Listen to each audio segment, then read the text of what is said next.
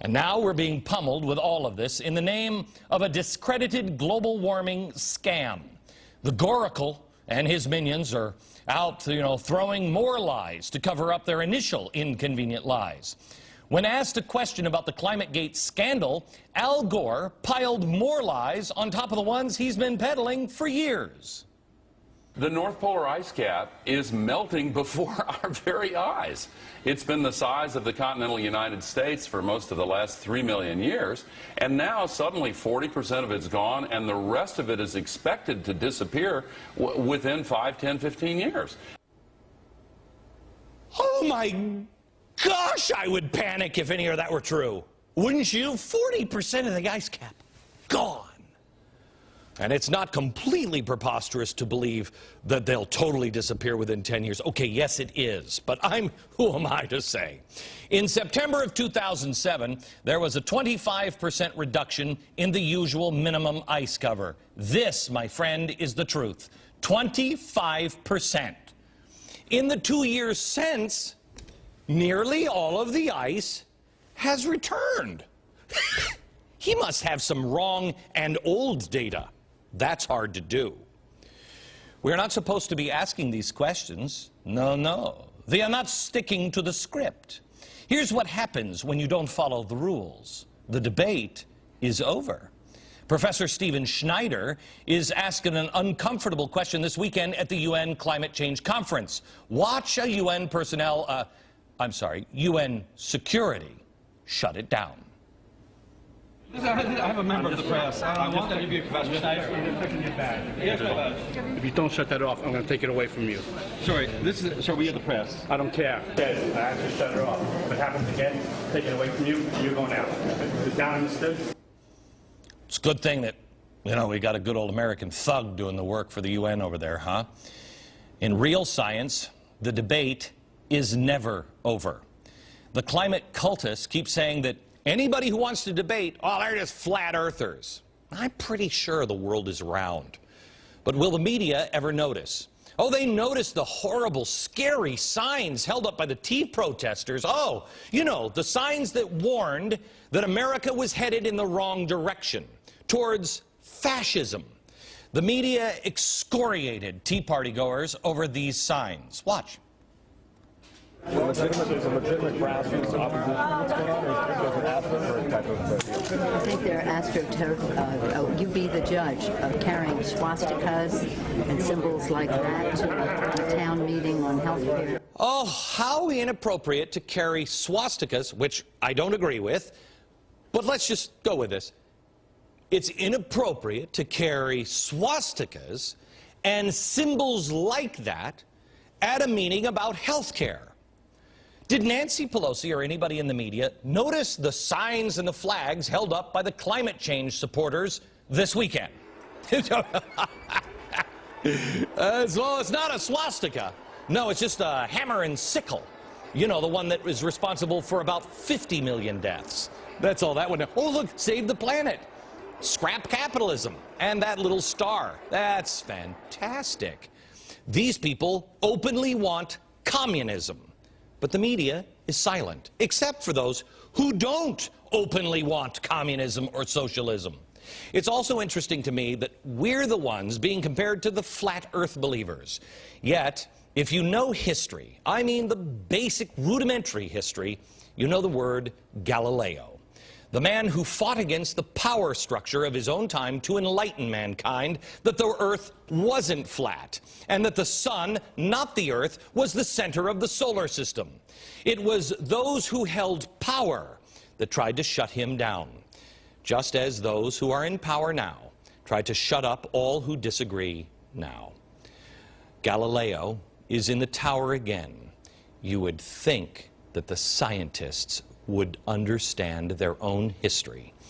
The climate cult is just as much of a state-sponsored religion now as the actual state-sponsored religion was back in the Dark Ages, punishing Galileo and locking him in a tower for his opinions.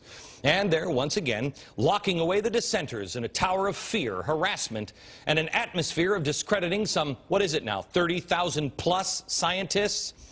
I want to show you something, because this is the difference between us and all the other countries in the world. This is something our founders figured out. In the 1700s and all before this, here was the power structure. God gave the power to the king, and the king told you what you could do. Our founders said, that doesn't work. It doesn't work. It needs to go God, then you, then the government. You told the government what to do.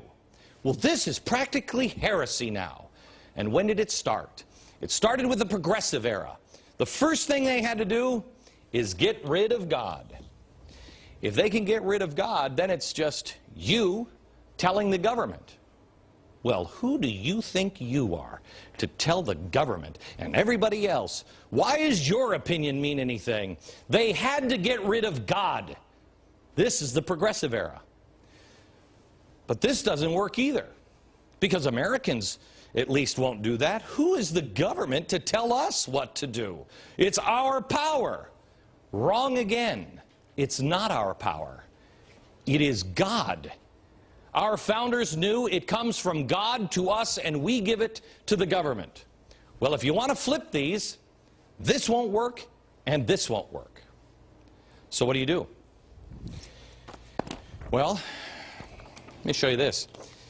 This may actually be in your child's school. It's great, isn't it? I pledge allegiance to the earth and all the life which it supports.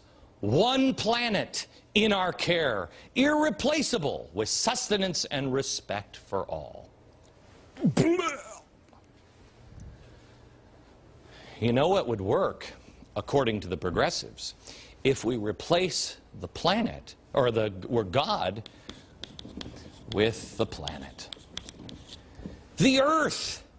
The earth is bigger than you, and the government is just protecting the earth. It all comes down to this. The climate cult is teaching your children that the earth is God. And they want more than just your recycling bin. I mean, come on. Which one of us actually says, oh, no, no, no, no. I'm not going to recycle. I want to breathe in dirty air and drink in, dirty water. The kind with sterilants in it. I recycle at home. We have a responsibility to be good stewards of this planet. I mean, granted, a lot of times I'll throw something that should be in the recycling bin, and it's my wife that says, that belongs in the recycling bin. I get it. But what these people want is submission.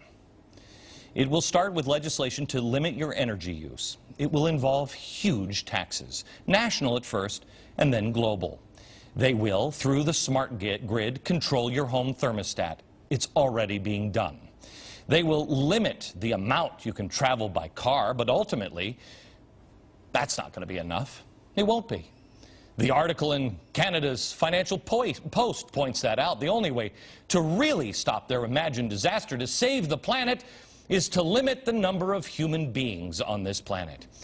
One child per family, that's negative population growth. I am, and I'm pretty sure the science is settled on this one, I'm against it, and I think I'm not alone. Who do these people think they are, that they can tell us when we can procreate? Where are the people who have been shouting ever since I've been a kid, government out of my uterus, government out of my choice, government out of my bedroom? I'm with ya. But where are you now? Or was it all a lie for you? You just want the right government in your uterus. In the end, their uteral sacrifice will all be worth it, because the cave-dwelling Paiute trout and the salt marsh harvest mouths will finally be able to really, truly thrive. Polar bears could number in the millions, maybe even billions. We don't know what this ultimate utopia will be. But as we approach Christmas this year, the climate cult, to me, is looking more and more like Scrooge. I believe it was Scrooge, before the change and the Tiny Tim, I'd like more, please. I think it was before all of that, when Charles Dickens wrote the words for Scrooge's mouth, well, if we all are going to die anyway, perhaps we had better do it and decrease the surplus population. I, for one, don't believe there's a surplus population. How about you? Where's the media on the protests in Copenhagen? Next.